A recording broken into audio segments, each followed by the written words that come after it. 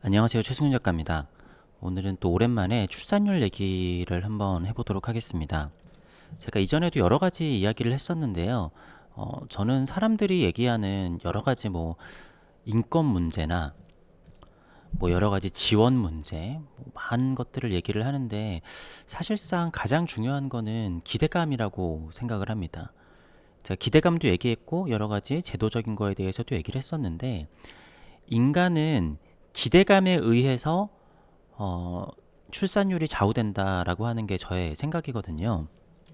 자, 제가 인간은 상황이 더 좋아진다고 아이를 낳지 않는다라고 이야기를 많이 했었는데요. 그러니까 그렇게 따지면은 열악한 나라의 출산율은 설명이 되지 않는 거죠. 6.25 전쟁에도 지금보다 출산율이 높았고요. 그때 무슨 미래에 대한 희망이 있었을까요? 제가 지난 시간에 했던 이야기들을 짧게 요약을 하자면은 사람은 내가 이전 내 윗세대, 그 윗세대도 그냥 계속 못 살았으면은 나도 그냥 못 살 것이라고 생각을 하면은 그냥 애를 낳고 살아요. 그러니까 다른 나라들에서 나는 그냥 계속 못 살았어. 아니면 계속 잘 살았어. 아니면 계속 이 정도 살았어. 라고 생각을 하면은 그냥 거기서 크게 욕심을 내지 않고 산다는 이게 좋다 나쁘다 얘기가 아닙니다. 우리나라에선 이걸 굉장히 죄악시하는데 사실상 이 인식이 변할 때부터 출산율의 변화가 있을 거란 얘기예요. 자, 우리나라가 좀 더 극단적으로 출산율이 떨어진 이유에 대해서 얘기를 해보자면은, 자, 우리나라는 개발도상국에서부터 선진국이 된 나라인데요. 그러니까 저희 부모님 세대는 개발도상국에서 태어났는데 지금 선진국에 살고 있고, 저는 중진국에서 태어나서 지금 선진국에 살고 있습니다. 그래서 최소한 이 정도 발전을 하는 게 사회의 기본적인 통념이에요. 자, 그래서 일본 같은 데는 마이너스 성장도 하고 선진국들은 1%, 0% 성장을 하는데 우리는 막 2%가 안 된다 그러면은 막 나라가 난리가 나잖아요. 그리고 어르신들도 항상 얘기하는 게 우리는 단칸방에서 시작해서 이렇게까지 발전을 했다라고 하는데 그분들 입장에서 답답한 거죠. 우리는 단칸방에서 시작하고 해가지고 이렇게까지 부를 이뤘는데 자, 근데 뭐냐면은요. 내가 지금 어떻게 사느냐가 중요한 게 아니라 내 기본적인 눈높이가 어떠냐가 사실 중요한 거예요. 자, 선진국에서 태어난 지금 세대의 우리나라 젊은이들은 윗세대들만큼 2단계 이상 상승을 할 자신이 없는 거예요. 자, 물론 2단계가 아니라 지금 현상 유지하기도 좀 어려운 사람들도 사실 많이 있겠죠. 자, 우리나라는 멈춰 있으면은 뒤처지는 것이라고 생각을 합니다. 발전이 없는 그냥 그 자리를 지키는 게 아니라 그거는 뒤처지는 거예요. 덜 떨어지는 거죠. 이건 우리나라도 마찬가지고 사실 중국도 마찬가지고 선진국들도 다 약간 비슷하게 겪는 것이기는 합니다. SNS가 활발해지면서 다른 나라들도 그렇게 되기는 하지만 우리나라는 유독 이런 경제 발전이 좀 심했던 거죠.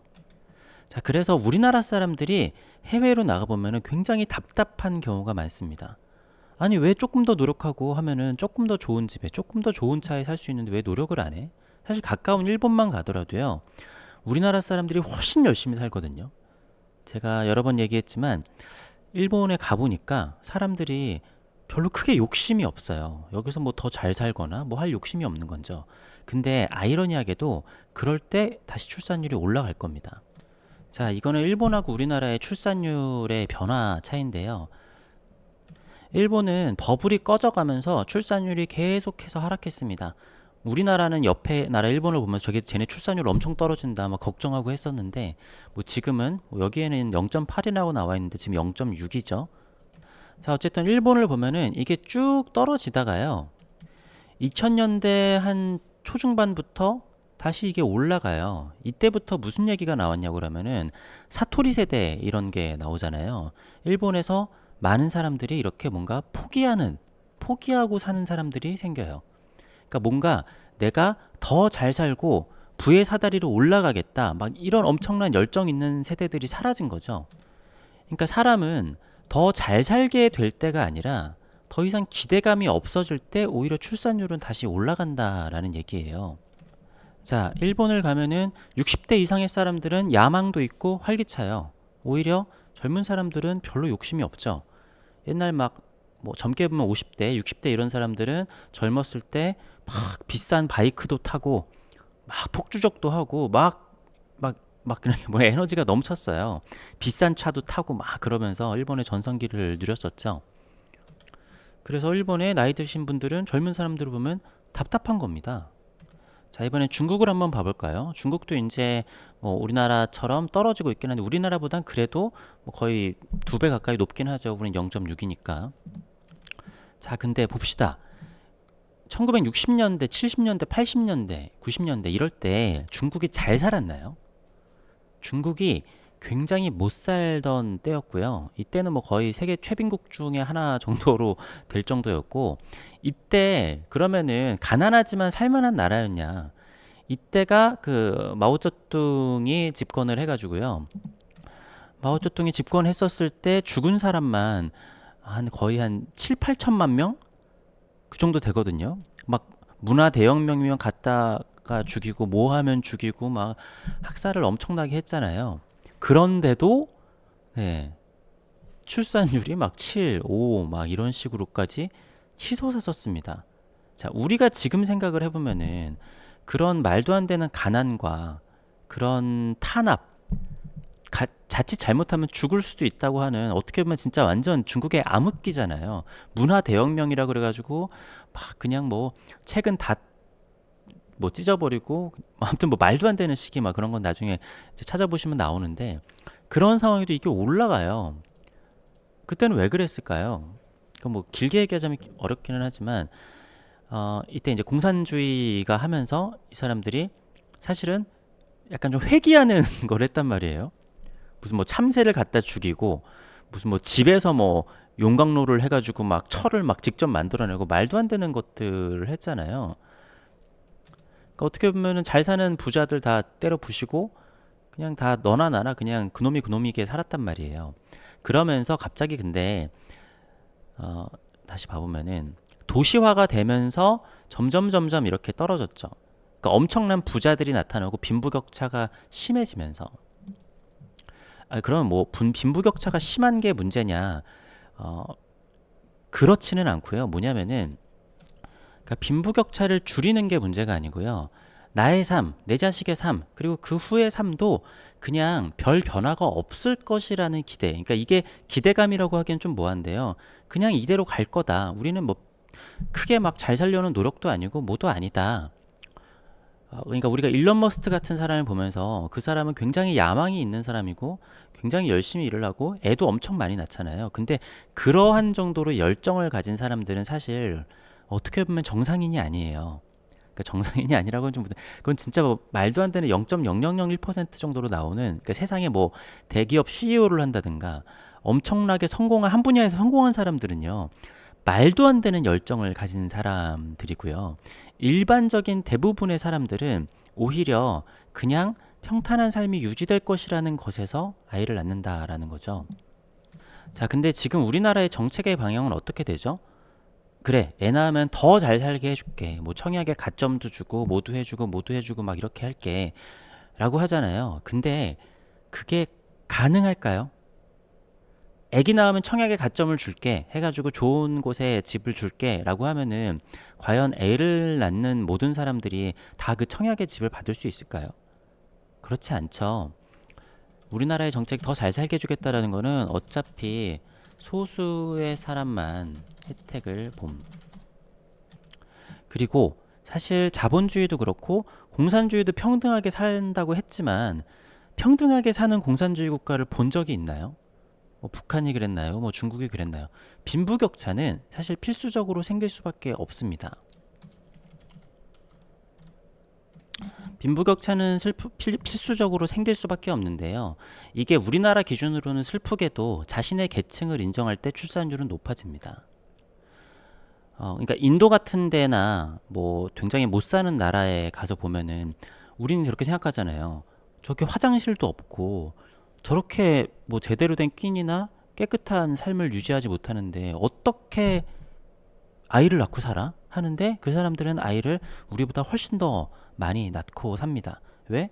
뭐 우리 내 그전 세대도 그랬고 내 자식도 그렇고 우리는 원래 이렇게 살았으니까. 우리 입장에선 어떻게 살아? 절대 못 살잖아요. 그리고 우리는 중국의 모택동이 집권할 때 중국에 가서 살 수 있을까요? 저도 절대 못 살 것 같아요. 그러니까 기대감을 낮추라는 게 아닙니다. 무슨 얘기냐면 저도 기대감을 못 낮춥니다. 저도 좋은 서울 아파트, 저도 이제 더 좋은 입지의 서울 중심가로 이사 갈 생각을 하고 있단 말이죠. 해외여행도 가야 되고 여러 가지 놓칠 수 없어요. 왜? 저는 이미 기대감이 너무 높아져 있어요. 그리고 그 밑으로 내려가면은 제가 되게 우울해요. 사람도 그렇고 동물도 그런데요. 맛있는 걸 먹다가 맛없는 걸 먹으면 못 먹어요. 그 다음에 계속 더 맛있는 걸 먹고 싶거나 최소 그 정도 수준을 먹고 싶어 하죠. 자, 근데 우리나라 사람들이 생각하는 평범한 삶의 기준이라는 게 사실은 너무 높습니다. 그리고 너무 높다라는 게 내가 부자든 가난하든 평범하든 모두 같은 기준을 바라보고 있어요. 평범한 삶이라는 게 수도권에 그래도 뭐 방 3개, 화장실 2개짜리 아파트에 그리고 어느 정도의 뭐 해외여행도 가끔 가고 자녀를 키우더라도 최소한의 서포트를 해줄 수 있고 여러 가지 막 그런 거 있잖아요. 근데 제가 사실은 뭐 고소득과 뭐 저소득을 굉장히 왔다 갔다 하면서 살아보다 보니까요. 그렇게 살려면은 연봉 한 2억 이상이 되어야 살 수 있어요. 네. 한 가구에서. 솔직히 얘기하면 연봉 2억도 좀 모자른 것 같아요. 그러니까 부모님의 서포트가 없다라고 하면은 저는 서포트가 없이 살았잖아요. 자, 근데 이것도 한국에서 가구 소득이 2억이 넘으려면 얼마나 열심히 살아야 되는지 아시죠? 너무 열심히 살아가지고 정신이 피폐해가지고 힘들어요. 물론 저는 이제 조금 이제 애를 낳아야겠다라고 생각을 하는데 제가 이제 나이가 40이 돼서 애를 낳으려니까 애가 안 생겨요. 뭐 의사분들이 하는 얘기를 들어보니까 20대에는 난임이 없고 출산을 하기 위해 가장 좋은 방법은 그냥 젊었을 때 낳는 거래요. 네. 그리고 저도 그걸 뼈저리게 느끼고 있습니다. 그러니까 제가 생각하는 그래도 기본은 갖추고 뭔가를 해야지 하고 하니까 40이 돼버렸어요. 근데 솔직히 얘기해서 저는 미술계에서도 되게 진짜 막 굉장히 적은 퍼센트의 고소득자고요. 그런데도 아직 남들이 보면은 전혀 돈 많은 사람처럼 살고 있지 못해요. 그러니까 자, 방향성이 이렇다라는 겁니다. 그러면 더 잘 살게 해줘야지. 더 잘 살게 해줘야지 해봐야 어차피 잘 사는 사람의 비율은 정해져 있어요. 공정한 사회잖아요. 그리고 남들과 비교하는 사회이기 때문에 솔직히 얘기해서 이제 저처럼 80년대생은 이제 나이도 많기도 하고 90년대생들은 사실 기대하기 힘들다라고 봐요. 이미 사고 방식이나 생활 수준 아니면은 내 눈높이가 사실 너무 높아요. 다시 말씀드리지만 이게 나쁘다라는 게 아니에요. 눈높이가 높고 이게 아니라 그 눈높이에서 그냥 기대감이 없다라는 거예요. 그냥 부자는 그냥 나는 원래 부자처럼 살아. 평범한 사람은 난 평범하게 살아. 가난한 사람은 나는 원래 가난하게 살아. 그러니까 되게 아이러니하게도 그냥 나는 원래 이 정도 사는 사람이야 라는 게 계속 이어지는 그 기대감이 될 때 사람들이 아이를 낳을 거라는 거죠. 그러니까 뭔가 더 발전하자라는 방향보다 이제는 그러니까 일본도 지금 그렇잖아요. 뭔가 더 발전하자라는 방향보다 그냥 우리 이대로 살자라는 방향으로 가면 그러니까 우리가 보면 답답한 거예요. 쟤네 왜 전기차로 전환도 안 하고 일도 왜 저렇게 느려? 왜 이렇게 비효율적으로 해? 근데 그렇게 하고 사회가 조금 이렇게 활력이 없고 그냥저냥 사니까 오히려 출산율이 좀 올라가는 거예요. 그러니까 자꾸 일본 얘기만 하니까 일본처럼 되자 막 이게 아니라 다른 아주 아프리카나 이런 데 보면은 먹을 것도 없는데 애를 막 낳잖아요. 그러니까 아까 얘기했던 인도에 화장실도 없는데 애를 막 낳고 살아요. 근데 그 사람들은 원래 그렇게 가난하게 살았으니까 그냥 그렇게 사는 거거든요. 근데 우리나라는 거의 대다수의 사람들이 다른 나라로 보면은 2계급 정도 신분 상승을 이룬 나라고 그리고 그 정도 발전하는 걸 기본으로 하고 있기 때문에 기본이 이만큼 발전하는 거예요. 기본이 너무 높기 때문에 이게 세대가 바뀌어가면서 애초에 그런 기대감 자체가 없어지는 세대가 오면은 그때부터 사실은 출산율이 높아질 겁니다. 그러니까 무슨 지원을 하고 뭘 해가지고 저 사람들이 뭐 이렇게 혜택을 받고 뭐 그렇게 돼서는 사실은 안 돼요. 뭐 그런 얘기도 하죠. 예를 하나 들어보자면은 여성 인권이 높아지면은 뭐 이렇게 뭔가 출산율이 높아질 것이다. 근데 그러니까 요거는 이렇게 하면은 답이 없다는 거예요. 여성 인권은 여성 인권대로 해결해야 될 문제고 출산율은 출산율대로 해결해야 될 문제라는 거죠. 왜냐하면 통계적으로 우리나라보다 여성 인권이 훨씬 낮은 나라나 아니면 높은 나라나 출산율하고는 연관성이 없거든요. 우리나라 그러니까 아랍 국가 같은 데는 여성 인권이 우리나라보다 훨씬 낮잖아요. 인도도 그렇고. 근데 우리보다 출산율이 높거든요. 그러니까 그러한 논리가 받아들여지려면은 여성 인권의 순서대로 출산율이 쫘라락 높아야 되는데 그렇지 않단 말이에요. 그래서 그냥 온갖 것들을 다 가져와서 이 모든 것이 다 우리가 발전하고 나아지면은 출산율이 높아질 것이다 라는 방향으로 가면은 이렇게 하면은 불가능하다라는 거예요.